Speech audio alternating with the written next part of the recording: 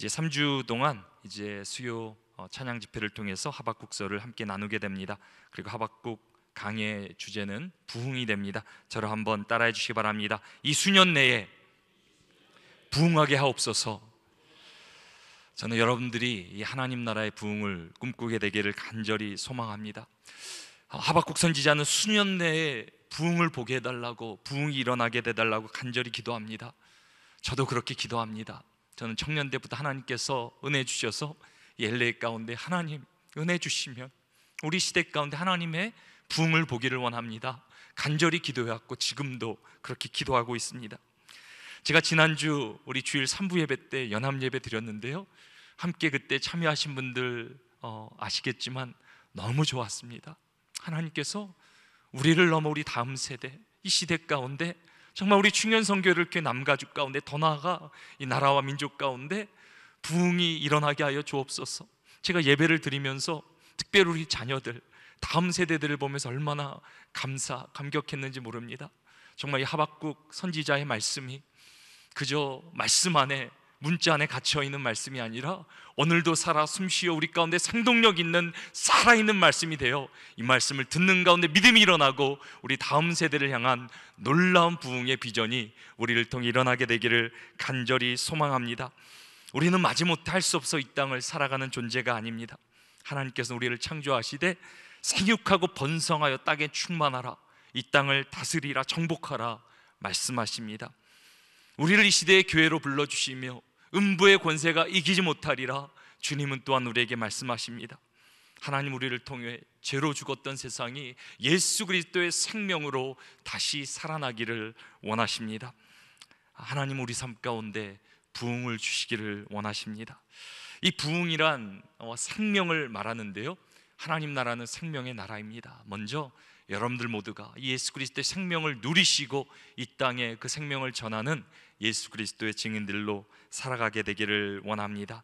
특별히 우리 가운데 삶이 자꾸 무기력해지고 답답해지고 삶의 회복이 필요하고 자꾸 여러분들 삶이 약해진다고 생각하는 분들, 이 예배를 통해, 말씀을 통해 살아계신 하나님을 만나고 여러분들 삶 가운데 영적 부흥이 일어나게 되기를 주님의 이름으로 축복합니다. 부흥이라는 히브리 단어는 카야라고 합니다. 저를 한번 따라해 주시기 바랍니다. 카야. 이게 히브리 단어 가운데 이렇게 좀 이렇게 가래가 나오지 카야 이렇게 해야 되는 게 있는데, 이 카야라고 하는데요, 살다, 소생하다라는 그런 의미가 됩니다. 그래서 영어로는 revival, 그래서 다시 살아난다라는 의미가 바로 부흥이라는 단어입니다. 근데 이 부흥이라는 단어는 또한 오해가 상당히 많은 단어이기도 합니다. 우리가 어떤 부흥이라고 생각할 때 떠올리는 그런 그림들이 있습니다. 우리는 부흥이라 말할 때 때로는 삶이 모든 것이 잘 되고 잘 풀리는 삶의 형통을 그려보기도 합니다. 또 교회 부흥을 말할 때는 어떤 수적인, 외적인 그런 성장을 우리가 생각하기도 합니다. 많은 경우 부흥은 이런 외적인 그런 변화들을 가져다 줍니다. 부흥이 일어나면 삶의 활력이 일어나고 삶이 변화되고 치유와 역사가 일어나게 됩니다. 더 나아가 하나님의 손이 요셉과 함께 하셨던 것처럼 정말 이제까지 이루어지지 않았던 일 가운데 브레이크스루가 열리고 또 형통의 삶이 펼쳐지게 됩니다. 더 나아가 교회의 외적 성장도 이제 일어나게 되는데요, 그러나 이 모든 것들, 외적으로 보여지는 것들이 부흥의 본질은 아닙니다. 우리가 함께 나눌 하박국서는 부흥이 무엇인지 우리 가운데 정확하게 또 가르쳐 줍니다. 그래서 오늘은 그 하박국서 첫 번째 강해로 놀라고 놀랄지어다 라는 제목으로 말씀의 은혜를 나누려고 합니다. 오늘은 첫 시간이기 때문에 제가 여러 가지 설명도 좀 드릴 텐데요, 여러분들 집중해서 잘 따라오시면 좋겠습니다. 우리 하박국서는 이렇게 시작됩니다. 우리 함께 1장 1절 말씀 우리 같이 한번 읽어보십니다. 선지자 하박국이 묵시로 받은 경고라. 우리 먼저 하박국서의 저자는 당연히 하박국 선지자가 됩니다.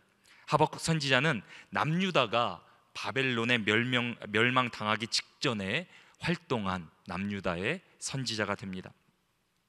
이제 하박국 1장 1절에는 묵시로 받은 경고라고 되어 있는데요, 묵시로 받았다라는 의미는 환상을 보았다, 하나님께서 환상을 보여주셨다라는 의미가 됩니다. 그래서 영어로는 see, 보았다, 우리 성경엔 받았다라고 되어 있지만 본 것이 좀 더 정확한 그런 이제 해석이 됩니다.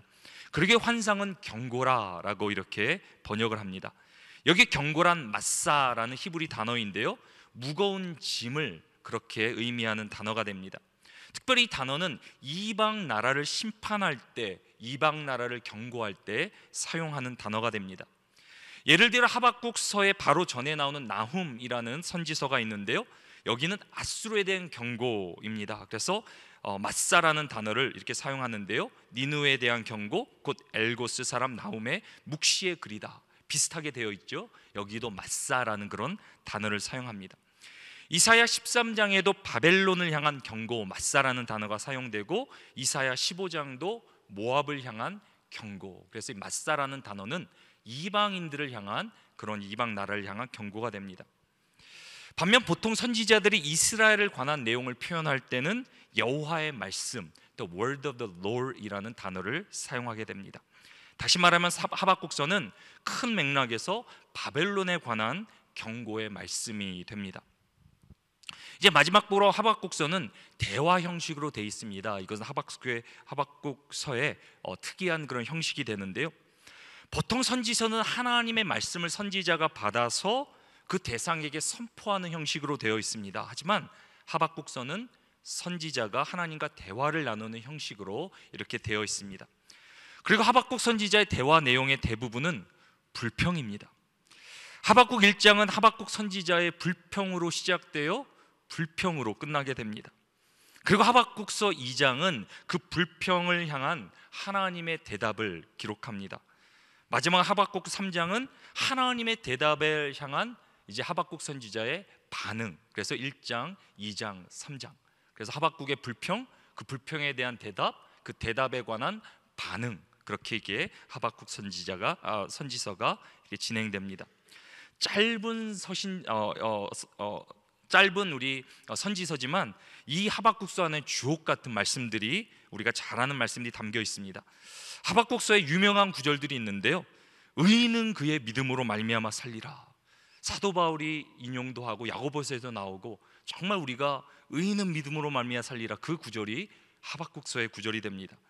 물이 바다 덮음같이 하나님의 영광을 인정하는 것이 세상에 가득함이라. 이 구절은 이사야서와 하박국서 두 번 나오는데 그 중에 한 번이 하박국서에 나옵니다. 주의 일을 수년 내에 부응하게 하옵소서, 이 수년 내에 나타내시옵소서. 이것도 많이 들어본 말씀인데 하박국서의 말씀이 되고요, 진노 중에서도 궁유를 잊지 마옵소서. 이것도 하박국서의 말씀입니다. 그의 영광이 하늘을 덮었고 그의 찬송이 세계에 가득하도다.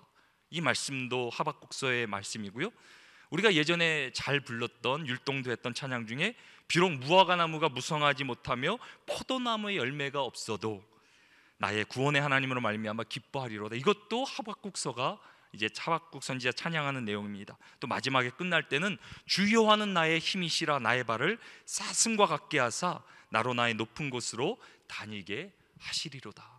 3장밖에 안 되는 짧은 그런 성경인데, 책인데 많은 주옥 같은 말씀들이 이 안에 담겨져 있습니다. 이제 하박국서 1장을 본격적으로 살펴보도록 하겠습니다. 하박국서 1장은 제가 말씀드린 대로 선지자의 불평을 담고 있습니다. 하박국 선지자는 무엇이 그렇게 불평스러운 것인지 본문 2절을 함께 한번 읽어보겠습니다. 여호와여, 내가 부르짖어도 주께서 듣지 아니하시니 어느 때까지리까? 내가 강포로 말미암아 외쳐도 주께서 구원하지 아니하시나이다. 지금 하박국 선지자의 불평이 무엇입니까? 아니, 기도를 하는데, 부르짖는데, 간구를 하는데 하나님께서 도저히 응답을 안 하신다라는 것입니까?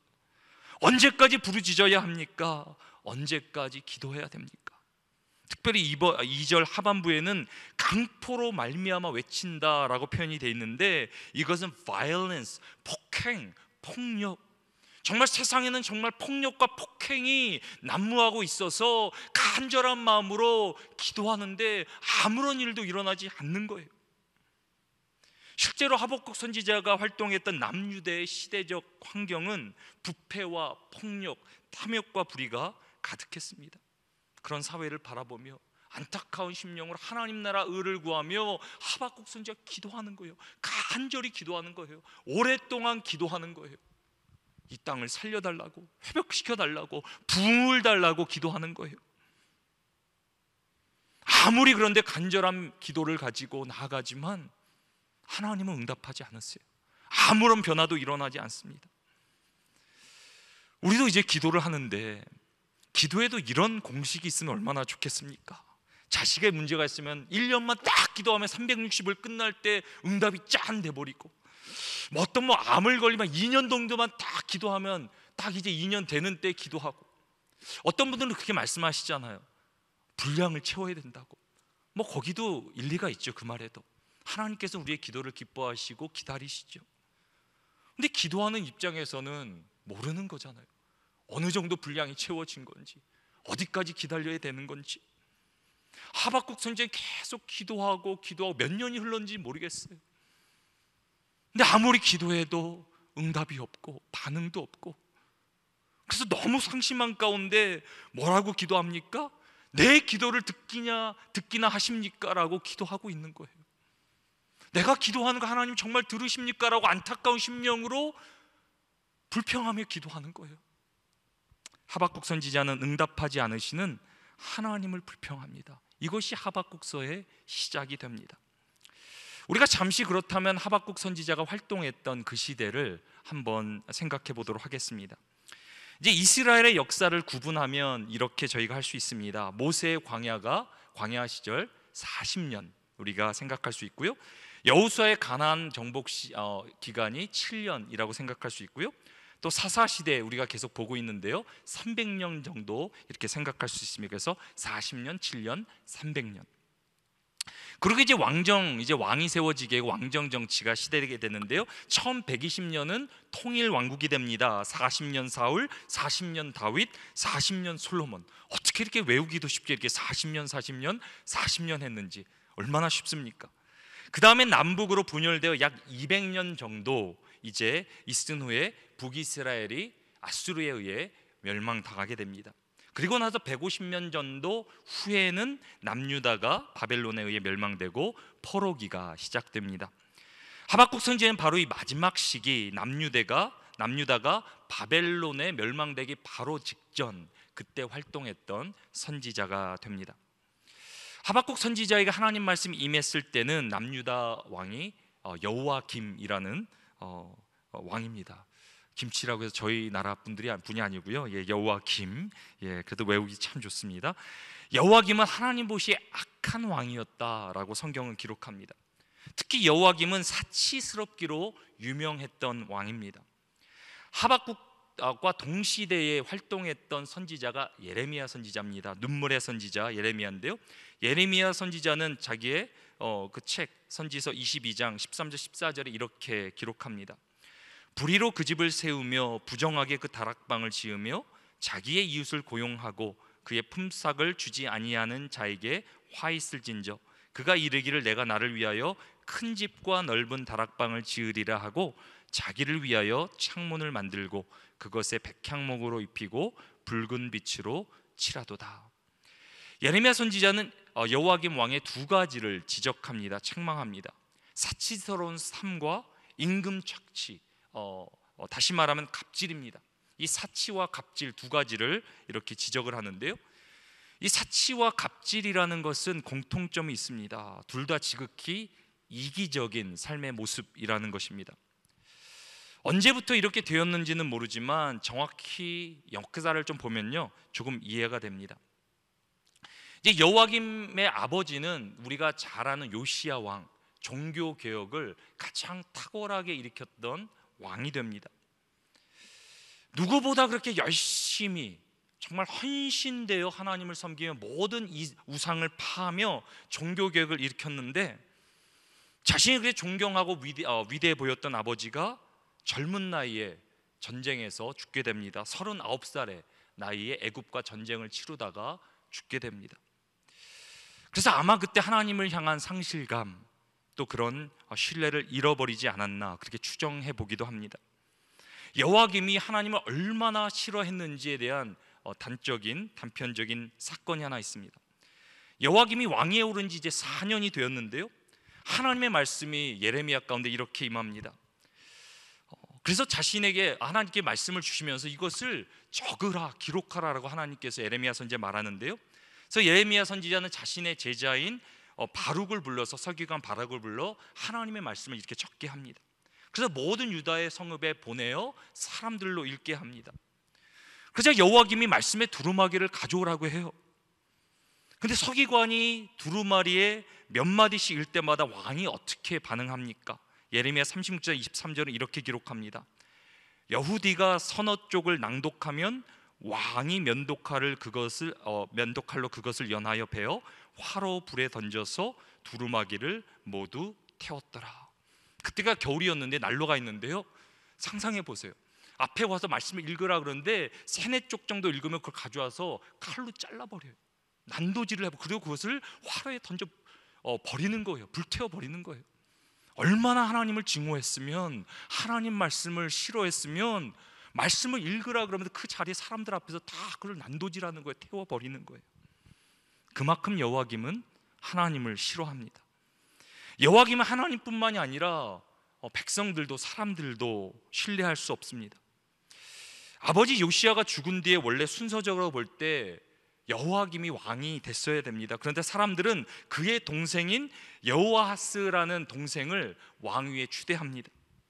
그런데 그 당시 남유다를 정복하고 섭정했던 애굽의 바로 느고가 여호아하스 그 동생을 3개월 만에 폐위시켜 버립니다. 그리고 형 여호와김을 왕으로 세웁니다. 이런 상황에서 자신을 배신한 백성들을 어떻게 신뢰할 수 있겠습니까? 그래서 여호와김은 자신의 모든 권력과 힘을 자신을 세우는 데 사용합니다. 여호와김은 자신의 권력을 자랑하고 포장하는 사치, 자신의 힘을 이렇게 과시하기 사치를 벌이게 되고, 다른 사람들을 힘으로 누르는 갑질로 자신의 힘을 과시하게 됩니다. 그러니 인생의 모든 삶 가운데 상처로, 과거로 이렇게 정치를 하다 보니까 그 당시 백성들은 얼마나 힘들었겠습니까? 백성의 삶은 점점 더 힘들어지고 맙니다. 이런 시대적 비극적인 상황 가운데 하박국 선지자는 안타까운 심경으로 How long? 얼마나 기다려야 됩니까? 얼마나 기도해야, 간절히 간구해야 하나님 이 땅을 고쳐주시겠습니까? 기도합니다. How long이라 기도는 하고 있지만 그 안에 가장 답답한 것, 근본적인 질문은 Why? 왜 이런 일들이 이 시대 가운데 우리 민족에게 일어나고 있습니까? 라는 것이 하박국 선지자의 기도입니다. 오늘 본문 3절과 4절입니다. 어찌하여 내게 죄악을 보게 하시며 폐역을 눈으로 보게 하시나이까? 겁탈과 강포가 내 앞에 있고 변론과 분쟁이 일어났나이다. 이러므로 율법이 해이하고 정의가 전혀 시행되지 못하오니 이는 악인이 의인을 애워쌌으므로 정의가 굽게 행하여 짐이니이다. 하나님이 살아계시다면, 이스라엘에 정말 하나님이시라면 왜 이런 일들이 일어납니까? 아니, 왜 이런 일들이 일어나도록 하나님은 허락하십니까? 왜 아무 일도 하지 않으시고 잠잠히 계십니까? 안타까운 거예요. 하나님이 잠잠히 있으니까 세상은 더욱더 타락하고 사람들은 더욱더 힘들어지는 것 아닙니까? 언제까지 가만히 계실 것입니까? 지금 계속해서 간절한 그런 마음으로 하나님 앞에 기도하고 있는 거예요. 저도 특별히 우리가 살고 있는 남가주를 위해서 부흥을 꿈꾸며 기도하는 가운데 제 안에도 이런 조급함이 때로 있어요. 왜 하나님은 이 시대 가운데 간섭하지 않으시는가? 눈에 뻔히 보이는 잘못된 일들이 일어나고 있는데 하나님은 왜 아무런 일도 하지 않으시는가? 지금이 우리가 살고 있는 미국 땅이 어떤 줄 아십니까? 작년에 마약으로 인해서 죽은 사람들이 11만 2,313. 그리고 최근에는 여러분 들어보셨어요? 합성 신테릭 드럭이 나왔는데 펜타닐이라고. 이게 10년도 안 된 드럭이에요.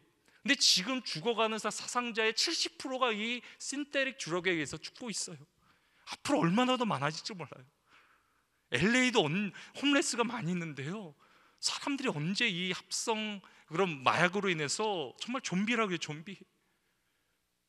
지금 여러분들 보시면 알겠지만 10년 전과 지금 비교하면 완전히 LA 다운타운, 한인타운까지 황폐해졌어요. 그러면서도 아무도 그 일에 대해서 부르짖지 못하고 간구하지 않고, 하나님 살아계시다면 왜 이런 일들이 일어나고 있습니까? 또 제가 작년에 낙태라는 그 낙태, 살인이에요, 살인. 낙태가 작년에 몇 명이 죽었냐면 아이들이 17만 8,420. 근데 제가 참 그게 뭐냐면, 우리 캘리포니아가 낙태 지금은 성지가 된 거 아시죠? 우리 주지사가 아리조나하고 텍사스에 낙태를 못하게 다 캘리포니아로 오라고, 뭐라고 써 있어요? 가주로 환영합니다. 여기는 낙태가 안전하고 합법입니다. 남가주로 다 오라고, 가주로 오라고, 낙태하라고 돈도 대주고 지원해주고. 지금 이런 일들이 그냥 뻔히 일어나고 있잖아요. 우리가 세금 내는 돈으로 지금 이 땅에서 아이들이 죽어가고, 정말 하나님 앞에 정말 두렵고 떨리는 일들이 지금 일어나고 있지 않습니까? 노숙자 상황 어떻습니까? 지금 추정하고 있는 LA는 노숙자가 18만 1,399명. 점점 더 늘어날 수밖에 없어요. 정말 이 시대가 어떻게 가고 있는지. 그리고 이 노숙자란 문제가 그저 집이 없는 게 아니라 마약이랑 같이 뒤집혀서 이제 더 이상 해결 방법이 아니라 정부에서 뭐만 해요? 어떻게든 더 지원해주고 그냥 어떻게 뭐 집을 만들, 그걸로 되는 게 아니잖아요. 이게 영적인 문제인데, 그들의 영혼을 살려야 되는데 근본적인 대책은 마련하지 않고 뭔가 이렇게 먹이고 집을 주고 그걸로 해결될 것 같습니까? 제가 지난번에 우리 주민 발의안 위해서 저희가 이렇게 이렇게 서명도 했는데, Protect Kids for California. 지금 우리 공공 교육이 무너졌잖아요. 하나님의 창조적인 질서가 깨어졌잖아요. 그래서 우리 한인들이 모여서 지금 열심히 했어요. 저희가 이게 이 지역에서 좀 이렇게 열심히 저희들이 해서 한 4만 표가 넘게 이렇게 저희들이 했어요. 근데 제가 지난번에 국가기도회 날 가서 리포트를 들으니까 미국 우리 크리스천들 얼마나 많이 있습니까? 근데 그들은 이 서명을 못하는 거예요. 지금 틀린 걸 알면서도 이걸 잘못하면 성도들이 나갈까 봐, 불편할까 봐 큰 교회들이 하나도 못하고 있대요.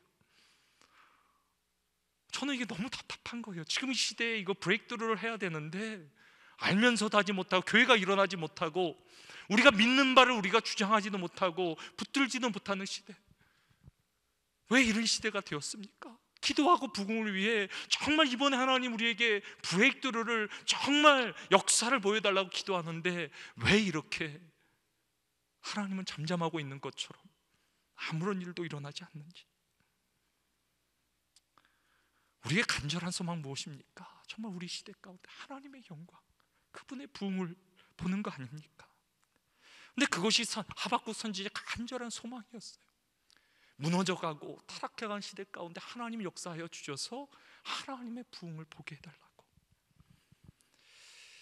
이제 오늘 본문에서 하박국 선지자의 그런 기도 가운데 하나님께서 드디어 응답을 하십니다. 얼마나 하박국 선지자는 하나님의 음성을 들으며 excited, 정말 감격하며 기대했겠습니까? 오늘 본문 5절 말씀 우리 같이 한번 읽겠습니다. 여호와께서 이르시되 너희는 여러 나라를 보고 또 보고 놀라고 또 놀랄지어다. 너희의 생애에 내가 한 가지 일을 행할 것이라. 누가 너희에게 말할지라도 너희가 믿지 아니하리라. 여기 너희라는 것은 유다민족 전체를 의미합니다. 유다민족 전체 가운데 놀라운 일 하나를 일으킬 거다. 너희한테 말할지라도 너희가 믿지 않을 것이다. 이 한 가지를 이룰 것인데 이것은 정말 이를 통해 너희가 놀라고 놀랄 것이다. 하박국 선지자가 이 말을 듣고 얼마나 기대가 됐겠습니까? 이제 하나님께서 뭔가 역사하시나 보다. 이제 뭔가 이 시대가 변하나 보다. 왕이 뭔가 회개하고 세상이 바뀌고 하나님 앞에 돌아오고 모든 우상이 파해지고 이제 하나님의 그 부흥했다가 오나 보다라고 기대했을지 모릅니다. 가는 곳마다 기도의 운동이 일어나고 옷을 찢고 회개 운동이 일어나고 부흥의 물결이 일어나고, 우리도 이런 상황을 기대하는 것, 기도하는 건 아닙니까? 근데 하나님 하박국 선지자에게 너무나도 충격적이고 끔찍한 환상을, 너무 선명한 환상을 보여주십니다. 오늘 본문 6절에 8절입니다. 보라, 내가 사납고 성급한 백성, 곧 땅이 넓은 곳으로 다니며 자기의 소유가 아닌 거처들을 점령하는 갈대아 사람을 일으켰나니 그들은 두렵고 무서우며 당당함과 위엄이 자기들에게서 나오며 그들의 군마는 표범보다 빠르고 저녁 이리보다 사나우며 그들의 마병은 먼 곳에서부터 빨리 달려오는 마병이라 마치 먹이를 움키려 하는 독수리의 나름과 같으니라. 하박국 선지자 본 환상은 무엇입니까? 하나님께서 바벨론을 들어 이스라엘을 심판하는 환상입니다. 이것을 눈으로 더 선명하게 본 거지요. 자기의 민족이 사륙을 당하고 심판을 당하는 모습을 보는 거예요. 하나님이 응답하신다고, 놀라운 일을 보여주신다고 아무도 믿지 않을 거라 말씀하시고 기대하고 보았는데 자신의 민족이 이방 나라 바벨론에 의해서 사륙당하고 심판당하고 처절한 그런 하나님의 진노의 모습이 펼쳐지는 겁니다. 그 당시 가장 급하고 잔인하고 사나운 짐승 같은 민족이 바로 갈대 사람이라고 나온 바벨론 사람들인데요, 하나님은 예루살렘이 바벨론에 대해서 철저하게 처참하게 멸망당할 것을 환상으로 이렇게 보여주십니다. 지금 우리는 글로 읽고 있지만 하박국 선지 얼마나 두려웠겠습니까? 눈으로 상상의 그 환상으로 펼쳐진 거예요. 본 거예요. 예루살렘 성은 이스라엘에게 하나님 나라 그 자체였습니다. 예루살렘이 멸망할 것이라고는 누구도 상상하지 못했습니다. 아니, 아브라함에게 주신 약속은 어떻게 됩니까? 모세에게 주신 약속들, 열방을 축복하는 제사장 나라 되게 하신 데는 그 약속들은 어떻게 된 겁니까? 다윗을 통해 영원한 나라를 이루시겠다고 말씀하지 않으셨습니까? 그것들은 다 어떻게 된 것입니까? 더 나아가 바벨론은 이방 신을 섬기는 나라 아닙니까? 어떻게 우상 숭배하는 바벨론에게 이스라엘을 맡겨 심판하게 할 수 있습니까? 이제 하박국 선지자는 더 큰 분노를 가지고 하나님 앞에 불평하기 시작합니다. 오늘 본문 13절입니다. 주께서는 눈이 정결하심으로 악을 참아 보지 못하시며 패역을 참아 보지 못하시거늘 어찌하여 거짓된 자들을 방관하시며 악인이 자기보다 의로운 사람을 삼키는데도 잠잠하시나이까. 하박국 선지자 처음에는 이스라엘의 죄악에 가만히 계신 하나님을 불평하더니 이제는 죄악을 심판하신 하나님을 향해 분노하며 불평하기 시작합니다. 어떻게 이방인들에서 우리를 심판할 수 있습니까? 그런 일이 이루어지도록 어떻게 하나님 방관하실 수 있습니까? 어떻게 의로운 사람을 삼키는데 잠잠하실 수 있습니까? 그리고 하박국 선지자는 하나님을 향해 이렇게 따지며 불평합니다. 17절 같이 한번 읽겠습니다. 그가 그물을 떨고는 계속하여 여러 나라를 무자비하게 멸망시키는 것이 옳으니까. 무슨 말입니까? 하박국 선지자가 보기에 하나님이 틀렸다라는 말입니다. 지금 하나님께서 하시려는 일이 맞지 않다, 하나님의 공의를 불평하고 있는 것입니다. 하박국서의 1장은 불평으로 시작돼 불평으로 마치게 됩니다. 마지막에는 하나님의 공의를 불평하며 오늘 1장이 마치게 됩니다. 오늘 말씀 제목이 무엇입니까? 놀라고 놀랄지어다. 이 놀라고 놀랄지어다라는 표현은 히브리 표현인데요, 굉장히 강력한 표현입니다. 히브리 표현의 동사를 2번 반복하게 되면 이 놀라다라는 것을 의미를 강조하는 그런 단어가 됩니다. 그렇다면 오늘 본문에서 하나님이 말씀하시면 놀라야 될, 정말 놀라야 될 놀라운 일은 무엇입니까? 하박국 선지자에게는 무엇이 놀라는 일입니까? 놀라운 일입니까? 하나님의 백성이 바벨론으로, 이방 나라로 멸망당하는 것, 그것이 끔찍한, 일어나서는 안 되는 놀라운 일이었습니다. 두려운 일이었습니다. 근데 오늘 하박국서 1장이 말하고 있는 정말 놀라운 일이 하나 있어요. 정말 우리 가운데 말씀하고 싶은 놀라운 일. 그렇게까지 하나님을 몰고 간 이스라엘의 죄악, 이것이 가장 놀랄 일이죠. 하나님은 그렇게 은혜를 베풀어 주셨건만 그 하나님을 잊어버리고 하나님을 버리고 우상을 숭배하며 나갔던 이스라엘, 결국 그것을 드러내기 위해 하박국과 계속 이렇게 선지자와 대화를 나누는 거예요. 오늘 본문에 우리가 잊어버려야지 말지 기억해야 될 가장 놀라운 사실은 우리가 은혜를 잊어버리고 산다라는 것, 그것이 하박국서 1장이 우리에게 말해주고 있는 것입니다. 우리가 잘 아는 찬양 중에 주만 바라볼지라라는 찬양이 있습니다. 이 가사가 이렇게 돼 있죠. 어두움에 밝은 빛을 비춰주시고 나의 작은 신음에도 응답하시니 너는 어느 곳에 있든지 주만 바라고 주만 바라볼지라. 여러분, 이 찬양의 가사대로 이루어지게 될 걸 믿으십니까? 하나님께서 우리의 작은 신음에도 응답하세요. 빛을 비춰주세요. 전적인 하나님의 은혜이죠. 근데 어느 순간부터 하박국 선지자가 또한 우리에게도 이 은혜가 당연하다라고 느껴지기 시작합니다.